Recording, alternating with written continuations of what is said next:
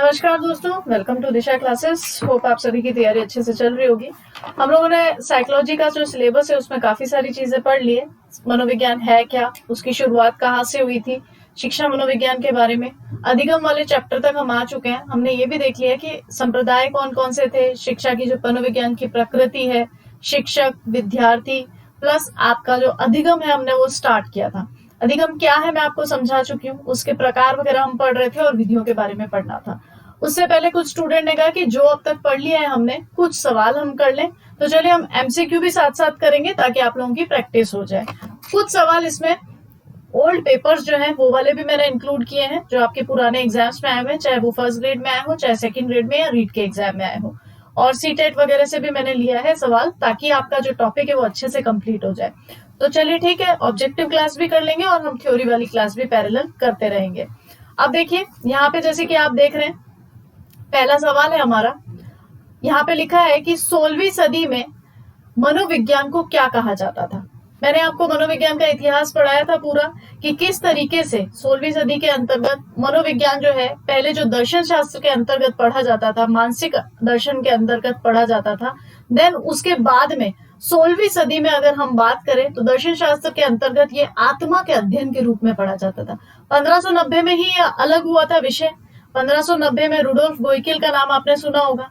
तो तब उन्होंने इस पे रिसर्च किया था और मनोविज्ञान शब्द का सबसे पहले क्या किया था, प्रयोग किया था। सर्वप्रथम मनोविज्ञान शब्द का प्रयोग किया था। तो सीधे सीधा सवाल आ सकता है, 16वीं सदी में मनोविज्ञान क्या था। तो अभी यहाँ पे तो आंसर क्या है हमारा, आत्मा का विज्ञान था। ठीक है, ये जो आत्मा का विज्ञान है इसकी थिकनेस बढ़ा देती हूँ मैं, ताकि आप लोगों को थोड़ा सा अच्छे से भी दिख जाए।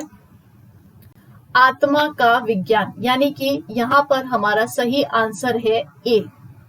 ठीक है, ये टिक मैं कर देती हूँ। अगर हम बात करें मन के विज्ञान की, ठीक है, अगर मन के विज्ञान की बात करें तो मन का विज्ञान कब आया था, 17वीं सेंचुरी के अंतर्गत आया था, 17वीं सदी के अंदर। और सबसे पहले इसको पोम्पोनोजी ने, आपको पता हो तो पोम्पोनोजी और थॉमस रीड थे इसके प्रणेता। मस्तिष्क का विज्ञान जो है, मन मस्तिष्क, मन का अध्ययन, इसमें तो सिर्फ मन का था। फिर 18वीं सदी जब आई तो मन का विकास किया गया, मनोविज्ञान मन का विज्ञान के अंतर्गत मस्तिष्क का विज्ञान के रूप में पढ़ा जाने लगा। फिर उसके बाद में चेतना का विज्ञान आया था। ठीक है, चेतना का विज्ञान तो 16th के अंदर आत्मा, फिर उसके बाद 17 और 18 में मन का विज्ञान है ये। फिर उसके बाद में अगर हम 19 की बात करें तो चेतना के विज्ञान के रूप में पढ़ा जाने लगा। यहाँ सही आंसर हो गया आपका ए। और सीधा सीधा सवाल आएगा, या फिर आपसे पूछ लेंगे समर्थक कौन से, तो अरस्तु थे, प्लेटो थे, डेकार्टे थे, ये सब इसके समर्थक थे। तो चलिए अब अगले सवाल की ओर। आप स्क्रीनशॉट ले लेना जो जो क्लास कर रहे हो, और बाद में भी देख लेना, रोक रोक के क्लास में आप स्क्रीनशॉट लेके सवाल कर सकते हो। पीडीएफ आपको टेलीग्राम पे शेयर कर दूंगी। चलिए अब नेक्स्ट, लेकिन आंसर के लिए तो आपको देखनी पड़ेगी क्लास। अगला है मनोविज्ञान व्यवहार का शुद्ध विज्ञान है। ऑब्वियस सी बात है, हमने ये चीज पढ़ी थी शिक्षा मनोविज्ञान में भी, क्या था कि जब व्यवहार के अंतर्गत शुद्धिकरण आता है वही क्या है, बेसिकली शिक्षा मनोविज्ञान है। अब ये कथन किसका है कि मनोविज्ञान व्यवहार का शुद्ध विज्ञान है। जैसे ही व्यवहार की बात आए, आप लोगों के मन में एक ही नाम आना चाहिए व्यवहार के अंतर्गत, वॉटसन। ठीक है, व्यवहार नाम से आप समझ जाओ कि ये कथन किसका है, वॉटसन का कथन है। क्लियर। नेक्स्ट यहाँ पे मैं लिख देती हूँ कि इसका आंसर है आपका बी। नेक्स्ट हमारा सवाल है, जीवन की संघर्षपूर्ण परिस्थितियों के प्रति मानव तथा पशु की संपूर्ण प्रतिक्रिया ही व्यवहार है। उपरोक्त कथन निम्नलिखित में से किसका है। ठीक है, तो अभी इसमें क्या है, जीवन की संघर्षपूर्ण परिस्थितियों के बारे में बताया गया है, और क्या बोला है कि मानव तथा पशु की संपूर्ण प्रतिक्रिया ही व्यवहार है। जब कुछ महत्वपूर्ण परिभाषाएं पढ़ी थी तब हमने ये सवाल किया था। तो अगर जिसने क्लास ढंग से देखी है तो वो समझ जाएगा कि ये जेम्स ड्रेवर की परिभाषा है। ठीक है, तो D is the correct answer, James Drever. Next देखिए क्या है, मनोविज्ञान शिक्षा का आधारभूत विज्ञान है। यह कथन किसका है। मैंने आपसे कहा था कि कथन कारण जो परिभाषाएं हैं उससे इसी तरह के सवाल बनेंगे, कथन कारण वाले सवाल बनेंगे। तो मनोविज्ञान शिक्षा का आधारभूत विज्ञान है, ये किसने कहा है, स्किनर ने कहा है। ठीक है, बीएफ स्किनर जो है उनके द्वारा कहा है। तो यहाँ पर ए इज द करेक्ट आंसर। अगर आपकी सवालों को लेके किसी भी प्रकार की कोई क्वेरी हो तो आप मुझे कमेंट सेक्शन के अंदर पूछ सकते हैं, कमेंट सेक्शन में पूछ लो। आपको नंबर भी दे रखा है, व्हाट्सएप नंबर पे भी हमारा ग्रुप है, तो 97 में नंबर भी लिख देती हूँ ये नंबर है जिससे वो ग्रुप बनाया हुआ है। तो किसी भी टाइप की क्वेरी हो आपको तो आप इस नंबर पे संपर्क कर सकते हैं। प्लस आपके पास टेलीग्राम चैनल का लिंक वगैरह है, जब वीडियो अपलोड करते हैं तब उसके अंदर भी लिंक डाल देते हैं। तो आप लोगों के पास ये सब तो ऑलरेडी हो गई होगा। अब देखिए नेक्स्ट आपका सवाल है, बच्चे के विकास को अक्सर शारीरिक, ध्यान से, एक तो साइकोलॉजी के सवाल ना बहुत ध्यान से करना, इसको सवाल को सही से पढ़ोगे तभी आंसर मिलेगा, और सवाल में ही कई बार आंसर भी होता है। बच्चे के विकास को अक्सर शारीरिक, संज्ञानात्मक, भावात्मक और सामाजिक जैसे 3 व्यापक क्षेत्र में विभाजित किया जाता है। वैसे बात है ना, संज्ञानात्मक, भावनात्मक और सामाजिक तीनों ही क्षेत्रों में विकसित किया जाता है। विकास प्रक्रिया के इन क्षेत्रों में कहां तक संबंधित है, ठीक है, विकास प्रक्रिया इन क्षेत्रों में कहां तक संबंधित है, ये सारे सेक्टर हैं जिससे कि एक जो बालक है उसके विकास को आंका जाता है। तो इसमें ऑप्शन क्या क्या है, अन्य को प्रभावित किए बिना स्वतंत्र रूप से विकसित होना, ठीक है, कि एक फैक्टर जो है दूसरे फैक्टर को क्या नहीं कर रहा है, यहाँ पर प्रभावित नहीं कर रहा है। लेकिन ऐसा तो होता नहीं है ना, जो फैक्टर्स हैं बालक के विकास के अंदर इनका आपस में इंटरकनेक्शन है, एक दूसरे को प्रभावित करेंगे। दूसरा है एक एकीकृत और समग्र प्रकार से विकसित। तो देखो ये समग्र शब्द ही अपने आप में पूरा है। गेस्टाल्ट जब हमने पढ़ा संज्ञान और समग्र क्या मतलब पूरी तरह कैसे, अर्ध रूप से विकसित और अव्यवस्थित ढंग से विकसित, तो ये दोनों तो हो ही नहीं सकते। तो सही आंसर कौन सा है हमारा, B is the correct answer. जिसने थ्योरी क्लास करी है वो बच्चे तो सारे सवाल कर लेंगे, और जिन्होंने कुछ पुराने पेपर भी सॉल्व किए हैं। नेक्स्ट देखिए, वुडवर्थ ने निम्नलिखित में से सबसे पहले किसका निर्माण किया था। मैंने आपको सारी जितनी भी चीजें हैं वो सब बताई है कि आधुनिक मनोविज्ञान के बारे में अगर पूछेगा कि भाई किसने किया था तो कौन था, और अगर सिर्फ आपसे पूछा जाए कि एक जो प्रश्नावली का निर्माण है वो किसके द्वारा किया गया था, तो जो प्रश्नावली है वो वुडवर्थ के द्वारा विकसित की गई थी। ए इज द करेक्ट आंसर, ठीक है, प्रश्नावली का निर्माण किसके द्वारा, वुडवर्थ के द्वारा। नेक्स्ट देखिए क्या है, मनोचिकित्सा किनके लिए प्रयुक्त होती है, ठीक है, मनोचिकित्सा मन का अध्ययन किया जा रहा है, तो यहाँ पर सीधे सीधे हम समझ सकते हैं कि मनोरोगियों के लिए B is the correct answer. Sigmund Freud पढ़ा था ना बहुत अच्छे से, मनोविश्लेषण जो सिद्धांत है वो भी हमने देखा कि किस प्रकार से पूरी प्रक्रिया की जाती है। हिस्टीरिया नामक बीमारी का भी उन्होंने इलाज किया था। तो इसका आंसर तो हमारा क्या हो गया, मनोरोगियों के लिए। नेक्स्ट देखिए क्या है, an introduction to social psychology के रचयिता निम्नलिखित में से कौन है। तो अब ये किताब के नाम कुछ मैंने बुक्स के नाम आपको लिखवाए थे कि ये इंपॉर्टेंट भी है और पूछे भी जा सकते हैं। तो यहाँ पर तो सही आंसर हमारा क्या है, डी विलियम्स। सीधा सटीक सवाल है, रटना ही है, समझने जैसी कोई बात नहीं है कि ये किताब का नाम है इंट्रोडक्शन टू सोशल साइकोलॉजी, किसकी किताब है, विलियम्स की किताब है। नेक्स्ट देखिए क्या है, मनोविज्ञान के उपयोग में निम्नलिखित में से क्या कठिनाई है, मतलब क्या क्या प्रॉब्लम आती है जब मनोविज्ञान का प्रयोग किया जाता है। मनोविज्ञान की जानकारी का उपयोग सभी शिक्षक कुशलता पूर्वक कर सकते हैं। हाँ, तो इसमें परेशानी क्या है, तो सही स्टेटमेंट है ना। मनोविज्ञान में उपकरण परिस्थिति सापेक्ष नहीं होते, ऐसा कुछ नहीं है, परिस्थिति सापेक्ष उसके अंतर्गत उपकरण होते हैं। टीचिंग एड्स का प्रयोग इसीलिए तो किया जाता है, हर प्रकार के लिए जो एक टीचर है उसको हर तरीके से वो किस तरीके से पढ़ाए ये पता होता है। नेक्स्ट क्या है आपका, मनोविज्ञान परीक्षण मूल्य की दृष्टि से इतने महंगे होते हैं कि सभी पाठशाला में उन्हें उपलब्ध नहीं कराया जा सकता, और देन है उपरोक्त में से कोई नहीं। तो ये जो सी है ना, ये इसका सही आंसर है। ऑब्वियस सी बात है, जैसे आजकल चल रहे हैं ना, काफी सारे स्कूल्स में तो हो गए डिजिटल बोर्ड वगैरह हो गए, और या फिर टैब के थ्रू पढ़ना, ऑनलाइन टीचिंग इस क्षेत्र में है, लेकिन फिर भी ये इतना ज्यादा कॉस्टली है प्रोजेक्टर वगैरह से पढ़ाना और सारा, कि सब जगह अवेलेबल ये नहीं हो पाता। तो ये साइकोलॉजिकल अगर परीक्षण किया जाए या पढ़ाने की कोशिश की जाए तो उसमें क्या प्रॉब्लम आती है, यही प्रॉब्लम आती है। क्लियर। नेक्स्ट देखो, psychology form the stand point of behaviourist, ये किसकी रचना है। सेम अगला सवाल जो है आपका, ये भी एकदम सीधा सटीक सवाल कि भाई इसमें कुछ ज्यादा देखना नहीं है। किताब किसकी थी, ये किताब है वॉटसन की, J B Watson. B is the correct answer. Clear. Next देखिए, मनोविज्ञान की सहायता से अध्यापक को किसका ज्ञान होता है, बुद्धि के स्वरूप का, पठन पाठन के उपयोग का, पिछड़े बालकों की समस्याओं का, या फिर सभी का।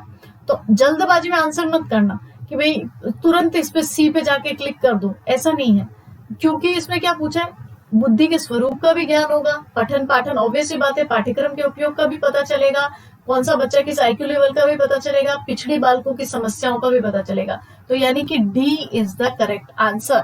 और जल्दी में हम क्या करते हैं, अच्छा ये तो हो ही नहीं सकता, पिछड़े बालक की समस्या, तुरंत इसको टिक कर देते हैं, तो कई बार जल्दबाजी में गलती भी हो जाती है। तो D is the correct answer. Next है हमारा अ डिक्शनरी ऑफ साइकोलॉजी, किसकी किताब है? फिर से सीधा सटीक सवाल आया, किताब का नाम पूछा, आपको आंसर करना है, तो ये जेम्स ड्रेवर की किताब है। A is the correct answer. Next देखते हैं हमारा सवाल क्या है। नेक्स्ट है हमारा क्वेश्चन कि जब मनोविज्ञान अपनी स्वयं की मानसिक दशा का निरीक्षण करता है तो ये पद्धति क्या कहलाती है? जब व्यक्ति खुद का कर रहा है, अपना जो है सेल्फ एनालाइज कर रहा है, तो सेल्फ एनालाइज वो खुद का कर रहा है, यानी कि वो पद्धति भी कौन सी हो गई, अंतःदर्शन पद्धति हो गई। ठीक है, क्योंकि ऑप्शन देख रहे हो, अंतर्दर्शन पद्धति, बाहिर दर्शन पद्धति, अंतर्दर्शन पद्धति और बहिर्दर्शन पद्धति दोनों, या उपरोक्त में से कोई नहीं। तो ये अपना अंतःदर्शन जो सेल्फ एनालाइज वाला है वो इसका सही आंसर है। A is the correct answer. Clear? आगे की तरफ बढ़े हम, समझ में आ रहा होगा सभी लोगों को, और इसके आंसर में साथ साथ लिखती जा रही हूँ आपको आंसर की, फिर जब वीडियो वगैरह देख लो, कोई क्वेरी ना हो तो मैं टेलीग्राम पे शेयर कर दूंगी। ठीक है, बाकी इसके मैं वीडियो के साथ साथ में आंसर बता ही रहे, तो क्लास तो देखोगे तो पता चलेगा। प्रथम मनोवैज्ञानिक प्रयोगशाला निम्नलिखित में से किसके द्वारा स्थापित की गई है? प्रथम मनोवैज्ञानिक प्रयोगशाला, अभी प्रश्नावली के बारे में बात हुई थी, और ये किसके बारे में बात हो रही है, मनोवैज्ञानिक प्रयोगशाला की बात हो रही है। इसमें आपका नाम आएगा विलियम वुंड, सबसे पहले इन्होंने ही प्रयोग किए थे, इसीलिए इनको आधुनिक मनोविज्ञान का जनक भी कहा जाता है, प्रयोगात्मक मनोविज्ञान का जनक भी कहा जाता है। ठीक है, तो विलियम वुंड जो है, और दुनिया का सबसे पहला मनोवैज्ञानिक भी कहा जाता है, जो सवाल के अंदर था। तो C is the correct answer, William Wundt के द्वारा। ठीक है ना, गलत मत करना। और संरचनावादी विचारधारा के जनक भी यही है, विलियम वुंड ही है। तो एक ही उसमें कितने सारे सवाल हो गए। प्रथम मनोवैज्ञानिक प्रयोगशाला की स्थापना कहाँ और कब की थी? अभी पिछले सवाल में तो क्या था, किसने की, विलियम वुंड ने की थी। ठीक है, कहाँ की थी, तो कहाँ में आपको ध्यान में रखना है, जर्मनी में की थी। तो दूसरा भी आपको मिल रहा है, लेकिन जर्मनी यहाँ पे कितने ऑप्शंस में है, पहले में, दूसरे में और तीसरे में, इन सब में आपको दिख रहा है कि जर्मनी लिखा हुआ है, यानी कि जर्मनी तो है ही, जो कि सही भी है। जर्मनी में किस में, जिसको अभी आप कार्ल मार्क्स विश्वविद्यालय के नाम से जानते हो, लिप्जिंग नामक स्थान पे, पहले ये लिप्जिंग यूनिवर्सिटी के नाम से जाना जाता था। तो जर्मनी जो कि ये कॉमन फैक्टर में था, और लिप्जिंग, तो जर्मनी और लिप्जिंग तो हो गया कि भाई ये तो बिल्कुल सही है। अब सन की बात है, तो C is the correct answer. 1879 में जर्मनी में लिप्जिंग नामक स्थान पर, जिसको अभी आप कार्ल मार्क्स विश्वविद्यालय के नाम से जानते हो, विलियम वुंड ने सबसे पहले, जिनको आधुनिक मनोवैज्ञानिक कहा जाता है, जिन्हें प्रयोगात्मक मनोविज्ञान का जनक कहा जाता है, दुनिया का प्रथम मनोविज्ञानी जिनको कहा जाता है, ठीक है, उन्होंने इसकी क्या की थी, खोज की थी और मनुष्यों पे प्रयोग किए थे। और वही अंतर्दृष्टि वाला जो सिद्धांत था ना कि अंतर्गत, वो सारा इन्होंने प्रयोग किया था। नेक्स्ट देखिए, प्रयोगात्मक मनोविज्ञान का जनक, सारे सवाल इसी से रिलेटेड है, विलियम वुंड को कहा जाता है। D is the correct answer. Clear? Next, किस वैज्ञानिक ने माना है कि उचित वातावरण में बुद्धि लब्धि में वृद्धि होती है? फैक्ट है ये सच भी है कि होती है। ठीक है, तो ये किसने बताया है कि उचित वातावरण, और मैंने आप लोगों को ना ऐसे एक वो भी बताई थी, परिभाषा भी बताई थी इसके बारे में। उसके अंदर मैंने कहा था कि जैसे हम कोई टिफिन का पार्ट बनाते हैं, उसमें था ना परिभाषा, तो टिफिन से रिलेटेड मैंने आपको स्टिफन सिखाया था। तो C is the correct answer. जो पुरानी क्लास देखेगा उसको पता चल जाएगा, स्टिफन। ठीक है, टिफिन से हमने याद किया था इसको। वंशानुक्रम के सिद्धांत हैं, ग्रेगर मेंडल, मटर के ऊपर जो किया था वो, जनन द्रव्य के निरंतरता का सिद्धांत, उपार्जित गुणों के संचरण का सिद्धांत, और या फिर सभी। तो ये जितने भी सिद्धांत है ना, ए, बी और सी, ये सब वंशानुक्रम के ही सिद्धांत हैं। ठीक है, तो यानी कि D is the correct answer. ये सारे सिद्धांत वंशानुक्रम के सिद्धांत है। नेक्स्ट देखिए क्या है। नेक्स्ट है हमारा सवाल, किस सिद्धांत के अनुसार शरीर का निर्माण करने वाले जनन द्रव्य कभी नष्ट नहीं होते हैं। अभी हमने सिद्धांत देखे थे, ठीक है, और इसमें क्या पूछा गया, जनन द्रव्य कभी नष्ट नहीं होते हैं। तो इसमें वैसे तो इन्होंने सवाल में ही आंसर, मतलब क्वेश्चन का जो आंसर है वो इसमें ही छुपा हुआ है। ये जनन द्रव्य की निरंतरता का ही सिद्धांत है। B is the correct answer. कभी कभी सीधे सटीक सवाल भी पूछ लेते हैं, आसान सवाल, लेकिन अभी यहाँ पे क्या सोचेंगे सभी लोग कि हो सकता है ये ना हो, हमें लग रहा है, लेकिन इसका सीधा आंसर है, इसी के अंतर्गत है। अब अगला सवाल इसी से रिलेटेड पूछ लिया है कि जनन द्रव्य की निरंतरता के सिद्धांत के प्रतिपादक कौन है। तो ये जो जनन द्रव्य की निरंतरता का सिद्धांत है ये किसका है, बीजमैन का है। A is the correct answer. सवाल ऐसे कि आपको सटीक तरीके से पूछे जाएंगे कि मनोविज्ञान का जनक कौन था, तो अरस्तु था। आधुनिक मनोविज्ञान का जनक कौन था, विलियम वुंट था। प्रयोगात्मक का भी विलियम वुंट था। शिक्षा मनोविज्ञान का जनक थॉर्नडाइक को कहा जाता है। दुनिया का पहला मनोवैज्ञानिक विलियम वुंट को कहा जाता है। अमेरिका में मनोविज्ञान का जनक कौन था, तो विलियम जेम्स था। संज्ञानात्मक मनोविज्ञान का जनक तो जीन प्याजे। तो सीधे सीधे सवाल पूछेंगे बहुत सारे तो कि ये किसका सिद्धांत है, ये किसका जनक कौन है, ठीक है। वंशानुक्रम के नियम है भिन्नता का नियम, समानता का नियम, प्रत्यागमन का नियम या फिर सभी। तो ये तीनों थ्योरी जो है उस पे लागू होती है। वंशानुक्रम के नियम के अंदर ये सारे इंक्लूडेड है, यानी कि हमारा बी जो है वो क्या है, करेक्ट आंसर है। क्लियर। नेक्स्ट देखिए हमारा सवाल क्या है। नेक्स्ट हमारा सवाल है किस नियम के अनुसार बच्चे अपने माता पिता के बिल्कुल समान ना होकर उनसे कुछ ना कुछ भिन्न अवश्य होते हैं। ये बच्चे नहीं है, दुनिया के सभी लोगों के ऊपर हमने परिभाषा भी पढ़ी थी कि जितने मतलब जो लोग हैं वो उतने ही अलग हैं। हर व्यक्ति के अंतर्गत अलग अलग क्वालिटी है, उसका अलग अलग व्यवहार है। क्योंकि यहाँ पर माता पिता और बच्चों की बात आ रही है तो टोटल बिल्कुल जेरोक्स कॉपी कोई नहीं होता है, कुछ ना कुछ भिन्न होता है। चेहरा हो सकता है सेम हो, या फिर हो सकता है कि कुछ चीजें हो जो सेम हो, शौक सेम हो, लेकिन पूरी तरह से नहीं होता, थोड़ा बहुत चेंजेस तो होता ही होता है। तो वो कौन सा सिद्धांत है, भिन्नता का सिद्धांत, ठीक है। A is the correct answer, भिन्नता के सिद्धांत के आधार पर। नेक्स्ट देखिए क्या है। नेक्स्ट हमारा सवाल है व्यक्ति का विकास निम्नलिखित में से किसका परिणाम है। तो यहाँ पर ये गुणात्मक है, ध्यान रखना, ठीक है। ये प्लस का साइन वृद्धि को दर्शाएगा, माइनस का साइन हास्य को दर्शाएगा, है ना, घटते क्रम को दर्शाएगा।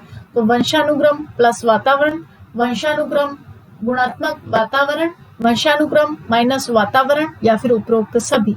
तो मैंने आपको पढ़ाया था, तो मैंने आपको बताया था जो व्यक्ति का विकास है वो गुणात्मक विकास के अंतर्गत आएगा। तो B is the correct answer, ठीक है। बी जो है इसका करेक्ट आंसर है। बढ़ता रहना है, उत्तरोत्तर वृद्धि करेगा, इसलिए। अगला सवाल है व्यक्ति की सभी विशेषताएं कुछ हद तक आनुवंशिक और वातावरण कारकों की प्रतिफल हैं। मतलब कुछ तो आनुवंशिक होती है जो हमें जन्म से मिलती है, बाय बर्थ मिलती है, और कुछ जो होता है हमारे आसपास के वातावरण की वजह से जनरेट होती है। तो ये क्या है, किसका फल है ये।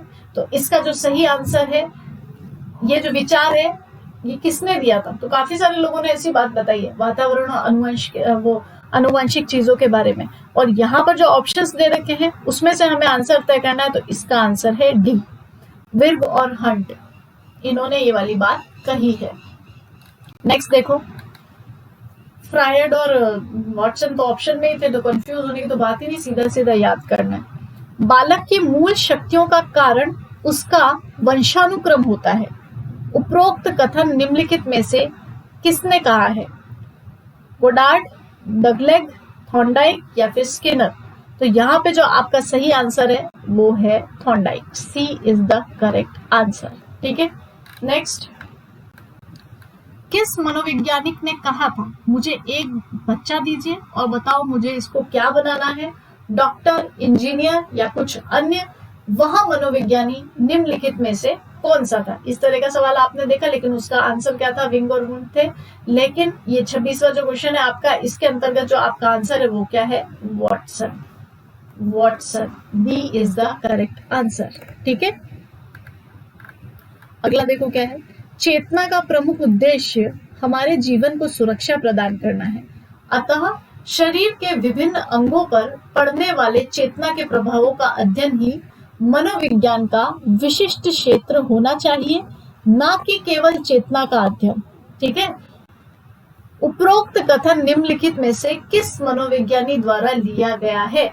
तो सबसे पहले कौन सा विज्ञान आया था? आत्मा, फिर मन हुआ, फिर वापस मन ही रहा वो 19 में भी, फिर उसके बाद में हमने चेतना का विज्ञान पढ़ा। तो 16 में तो आत्मा, फिर 17 और 18 में मन रहा था वो, फिर उसके बाद में जो हमने 19 में देखा तो वो चेतना के विज्ञान में पढ़ा जाने लगा था, चेतना के विज्ञान के रूप में पढ़ा जाने लगा था। फिर उसके बाद हमने देखा कि चेतना के कार्यों का अध्ययन, मेन हमने क्या देखा था कि भाई चेतना के कार्यों का अध्ययन, और इसमें जो हमारा सही आंसर है वो कौन सा है? William James. ठीक है, जिसने अपने दोस्त से हटे, चेतना का उसने भी बताया, लेकिन उसने कहा सिर्फ चेतना का अध्ययन करने से क्या होगा, चेतना के कार्यों का अध्ययन भी तो करना पड़ेगा।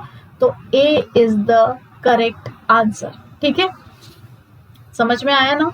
अब नेक्स्ट देखो सवाल, मेरे द्वारा विशिष्ट निर्मित वातावरण में मुझे 1 दर्जन स्वस्थ ठीक बनावट के शिशु दीजिए। शिशु की बात हो रही है, उसमें बच्चे थे काफी सारे जिनको कुछ भी बनाना था, तो वो किसने बताया था हमको? वॉटसन ने बताया था। अभी यहाँ क्या है, मैं उनके गुण वृत्तियों, योग्यताओं, उनके पूर्वजों के व्यवसाय और जाति को ध्यान में रखे बिना उन्हें चिकित्सक, विधिवेता, कलाकार, प्रमुख व्यापारी, चोर के रूप में प्रशिक्षित कर सकता हूँ। यह कथन किस मनोविज्ञानी का है? तो अक्सर ये जो देखते हो सवाल और तुरंत गलत कर देते हो वॉटसन पे जाकर, लेकिन ये जो कथन है ना, ये सिगमंड फ्रायड का कथन है। जब उसने मनोविश्लेषण किया उसके बाद उसने ये स्टेटमेंट दिया था, तो गलत मत करना, ए इज द करेक्ट आंसर। दोनों सवालों में जो चीजें हैं उसको समझना, ये मैंने आपको थ्योरी वाली क्लास में भी बताया था। ठीक है, अगला आपका है गेस्टेलवादी संप्रदाय। गेस्टेलवाद हमने देखा था ना, गेस्टेल शब्द को एक शब्द और जिसके रूप में जानते हैं क्या है? समग्र। तो यहाँ पे समग्रवाद भी लिखा आ सकता है गेस्टालवाद की जगह। तो सबसे पहले अगर हम देखें तो मैक्स वर्दाइमर या वर्दीमिर भी लिखा होता है कहीं कहीं पे, ये इसके प्रणेता हैं, यानी कि B is the correct answer. हालांकि कोहलर भी इसमें शामिल है और आपके कोफका भी इसके अंतर्गत है, लेकिन मेन अगर हम देखें तो गेस्टालवादी की बात की जाएगी तो फर्स्ट नंबर पे कौन आएंगे? मैक्स वर्दीमिर आएंगे। जैसे व्यवहारवादी का कौन है? वॉटसन। जैसे कि प्रकार्यवादी का कौन है? प्रकार्यवादी विलियम जेम्स। कार्यों पे, चेतना के कार्य, विलियम जेम्स। ठीक है, सैचर्यवाद का जॉन लॉक। मनोविश्लेषणवादी की बात करेंगे सिगमंड फ्राइड, और आपका एक और प्रयोजनवादी की बात करेंगे तो मैकडुअल। विश्लेषणवाद की बात करेंगे तो युंग, या फिर जुंग भी कहीं कहीं पे उनका नाम लिखा जाता है। ये हो गया ना हमारा सवाल। ठीक है, अगला देखो क्या है, गेस्टाल्ट संप्रदाय का जन्म निम्नलिखित में से कब हुआ? ढंग से पढ़ोगे तो आंसर भी आ जाएगा। तो इसका आंसर क्या है? 1912। ठीक है, A is the correct answer. अगला देखो क्या है, संप्रदाय पढ़ाया था, संप्रदाय में एक एक चीज नोट्स में इंक्लूड की हुई है, तो सवाल तो उसी में से आएंगे, ढंग से पढ़ना पड़ेगा बस। अंतःदृष्टि कभी पूर्व दृष्टि कभी पश्चात दृष्टि होती है, यह किसका कथन है? ठीक है, तो ये जो आपका कथन है ये वुडवर्थ का कथन है। B is the correct answer. ये स्टेटमेंट है, स्टेटमेंट में कुछ बहुत ज्यादा समझाने वाली चीज नहीं है, इन्होंने स्टेटमेंट दिया था। अगला देखो क्या है, अंतःदृष्टि के संबंध में सबसे विख्यात प्रयोग चिंपैंजी पे किए गए थे। ठीक है, निम्न में से किस मनोविज्ञानी ने वो जो आपके प्रयोग हैं वो किए थे? तो किसने किए थे चिंपैंजी के ऊपर प्रयोग? कोहलर ने। ठीक है, और उसका नाम भी पूछ लेते हैं कई बार चिंपैंजी का, तो क्लास देखो तो मुझे कमेंट सेक्शन में देना चिंपैंजी का क्या नाम था जिसके ऊपर कोहलर ने प्रयोग किए थे। सी इज द करेक्ट आंसर। पर्यावरण सिद्धांत के प्रणेता कौन है? ठीक है, तो जो पर्यावरण सिद्धांत है वो रोजर्स के द्वारा दिया गया था। B is the correct answer. अगला है, आत्म बिंदु रेखीय व्यवस्था के प्रबल समर्थक निम्नलिखित में से कौन थे? ठीक है, तो इसका जो सही आंसर है वो है D, Allport. D is the correct answer. पुराने सवालों में था, मैंने इंक्लूड कर लिया इसको। ये वाला टॉपिक हमारा थ्योरी पढ़ना बाकी है, सवाल तो देख ही सकते हो। अगला देखो क्या है, व्यक्तित्व संबंधी गुणों का सर्वप्रथम विश्लेषण निम्नलिखित में से किसने किया था? तो ये व्यक्तित्व की बात हो रही है, जब ढंग से व्यक्तित्व पढ़ोगे ना तो उसमें एक व्यक्ति का नाम आएगा जिनका नाम है Albert. C is the correct answer. ठीक है, तो यहाँ पर ये इसका सही आंसर है। तो अब ये हमारे कुछ सवाल थे, लगभग 35 सवाल हमने इसके कर लिए। कुछ सवाल ऐसे थे जो नए भी थे आपके लिए, जो टॉपिक थ्योरी में मुझे पढ़ाना बाकी है, और कुछ जो सवाल है वो सवाल मैंने करवा लिए हैं थ्योरी में। हम अधिगम के फर्स्ट टॉपिक तक पहुंच चुके हैं। अधिगम क्या है उसको समझ लिया आपने। अब हमें अधिगम के वक्र वगैरह पढ़ने, उसके प्रकार पढ़ने, उसके जितने भी सिद्धांत है, सूझ का सिद्धांत, प्रयास का सिद्धांत, अभ्यास का नियम, त्रुटि और अभ्यास का नियम, और थॉर्नडाइक वाला प्रयोग, कोहलर का प्रयोग, सारे जितने भी प्रयोग है सारे प्रयोग पढ़ने।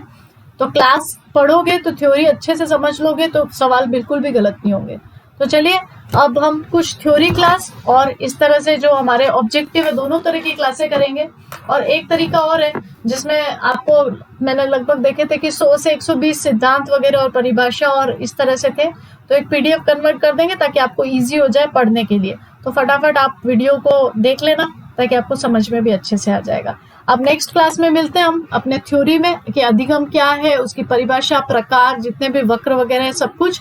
देन उसके बाद में हम उसके वापस से क्या पढ़ेंगे, कुछ थ्योरी के सवाल वो एमसीक्यू भी करेंगे। ठीक है, चलिए धन्यवाद, नेक्स्ट क्लास में मिलते हैं।